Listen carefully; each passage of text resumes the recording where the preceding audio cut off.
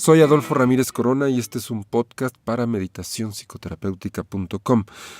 Para más meditaciones, talleres, consultas, libros, artículos, en fin, proyectos en curso, proyectos por venir, visita adolforamirez.com. Ahí encontrarás también algunos materiales, contenidos totalmente gratuitos, como lo es este podcast, y un formato para poderte suscribir y estar recibiendo en tu correo actualizaciones, meditaciones exclusivamente escritas para este envío a través de correo electrónico. Empezamos.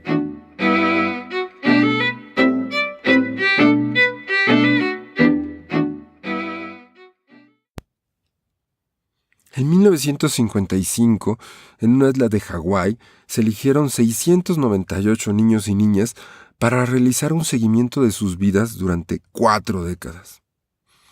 El objetivo, estudiar cómo algunos factores de riesgo, pobreza, hogar inestable, madre o padre con algún padecimiento mental, alcoholismo, drogadicción o simplemente padres ausentes, cómo algunos de estos factores de riesgo llevaban a esos niños a conductas destructivas al llegar a la adolescencia.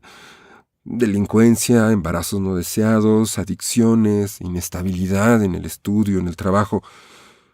Este estudio, de que empieza 40 años después, tiene una gran sorpresa para la doctora Amy H. Werner y su equipo, porque una tercera parte de los infantes, a pesar de haber estado expuestos a los factores de más alto riesgo, llegaron a ser adultos competentes, seguros y cuidadosos, libres de conductas destructivas.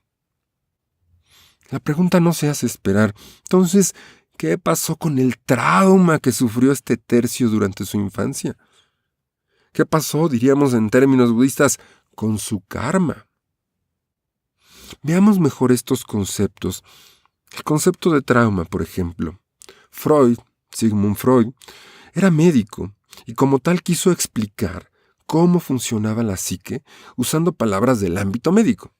Un trauma es un golpe, lo sabemos, o herida que recibe el cuerpo. Nos provoca alguna lesión o dolencia. Usualmente es tratable, pero aún así deja un moretón o cicatriz. Freud decía que lo mismo que le pasaba al cuerpo le pasaba a la psique, a la mente. Por ejemplo, si de niño me espanté en una noche oscura, viviré con miedo a la oscuridad de por vida. Miedo y oscuridad se quedan asociados en mi mente y de ahí la condena freudiana de infancia es destino.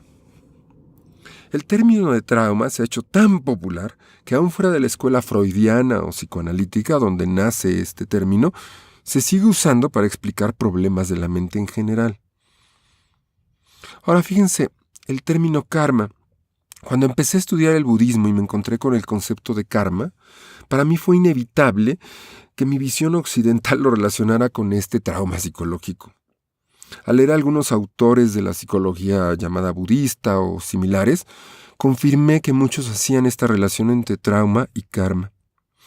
El karma, como una carga emocional consecuencia de algún acto del pasado, suena mucho a trauma, como esta huella emocional imborrable que nos hace repetir conductas, aun cuando nos enfrentemos a nuevas circunstancias o nuevas experiencias. Esta asociación entre karma y trauma freudiano es muy frecuente debido a nuestra cultura occidental moderna que cree que somos nuestro pasado, que el yo es un yo biográfico, o dicho en términos freudianos, que infancia es destino.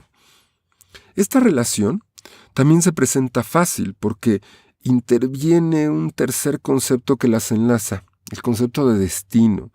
El destino en el sentido griego, este destino de Edipo, el destino freudiano finalmente. Y fíjense, visto así, trauma y karma no dependen de la persona, ni en su origen ni en su resolución. Si me corté, no hay nada que hacer, se curará la herida, pero por más que un médico intervenga, quedará la cicatriz. He aquí lo occidental del asunto. El objeto, es decir, el trauma, el karma, existe independientemente del sujeto, de la experiencia, de mí. Eso no se me hace muy justo. Y es que me hacía falta otro concepto budista para entender mejor trauma y karma. Este concepto es el concepto del apego.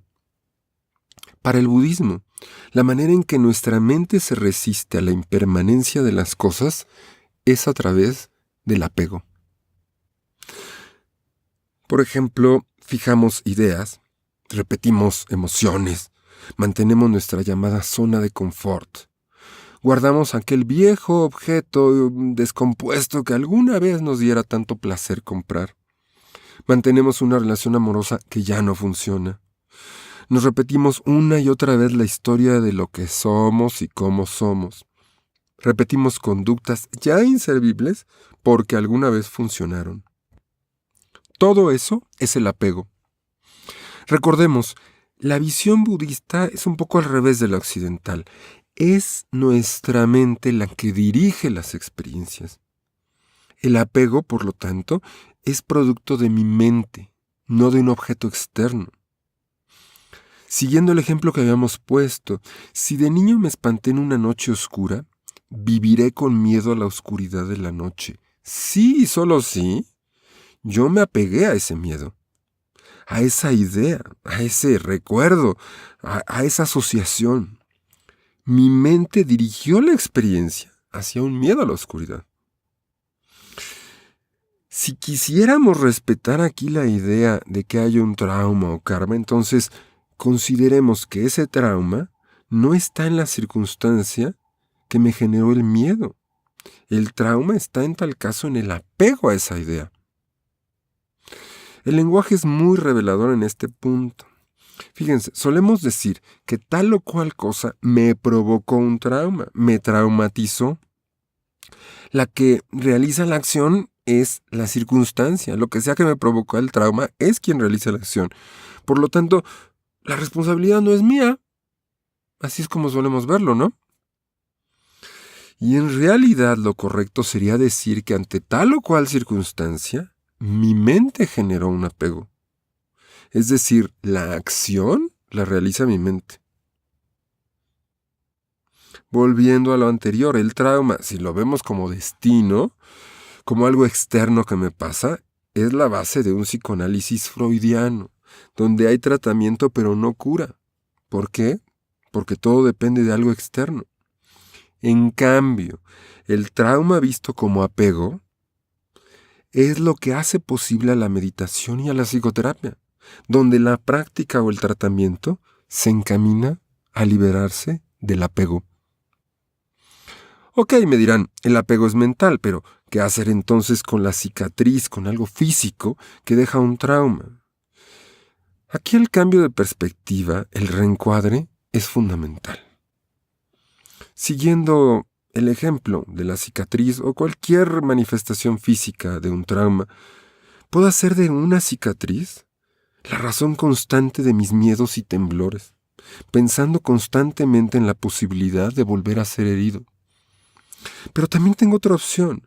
Puedo ver a la cicatriz como una especie de tatuaje diseñado y realizado por la naturaleza, el universo, el azar o por Dios, y que cuenta una anécdota, una experiencia de mí. Y hay una opción más. Puedo también liberar, soltar, dejar esa idea o emoción en mi cabeza de que la cicatriz representa o significa algo más que una cicatriz. Contemos una historia. Dos monjes, uno grande y otro joven, recorren un largo camino. En algún momento del recorrido, se encuentran con un río crecido que hay que cruzar sumergidos hasta el cuello. Junto al río hay una bella doncella que también espera cruzar, pero no sabe nadar. El monje de mayor edad le ofrece ayuda y la carga sobre sus hombros hasta el otro lado. El monje joven le observa todo el tiempo indignado, ya que las reglas de su orden les impide tocar a una mujer, cosas del celibato. Se despiden de la doncella agradecida y siguen su andar. Horas después, el monje mayor le pregunta al joven por su semblante serio y adusto. Este le responde que no puede dejar de pensar cómo fue posible que se dejara tentar y faltara a la regla de su orden, tocando el cuerpo de una mujer al cargarla. El monje de mayor experiencia Respira profundo. Hace una pausa y cuida bien las palabras que pronuncia a continuación. Es cierto, dice, yo cargué a la mujer cometiendo una falta, pero la dejé de cargar a ella y a mi falta en cuanto cruzamos del otro lado del río. Tú, por otro lado, sigues cargando con esa historia en tu mente y con las emociones que te genera, desde que cruzamos el río hasta este momento. ¿Cuánto tiempo más vas a cargar con eso? ¿Qué esperas para liberarte? Hasta ahí la historia. ¿Ya se fijaron? El budismo, igual que la psicoterapia moderna, propone la liberación de esa carga que la mente genera.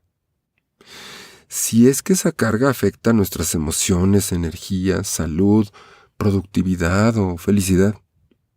Lo interesante es que este concepto de apego no solo me hace ver diferente el concepto de trauma, sino también el de karma que empezamos a platicar. El karma también es solo un apego con el que cargamos.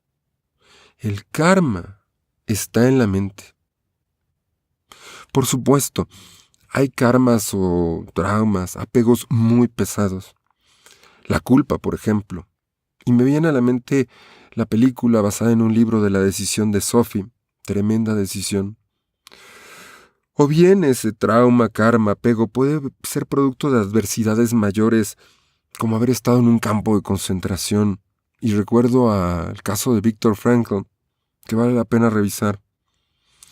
Algunos traumas, apegos, karmas son más fáciles, otros requieren más trabajo y esfuerzo, pero son siempre liberables. En eso cree el budismo, y ese principio hace posible la psicoterapia moderna.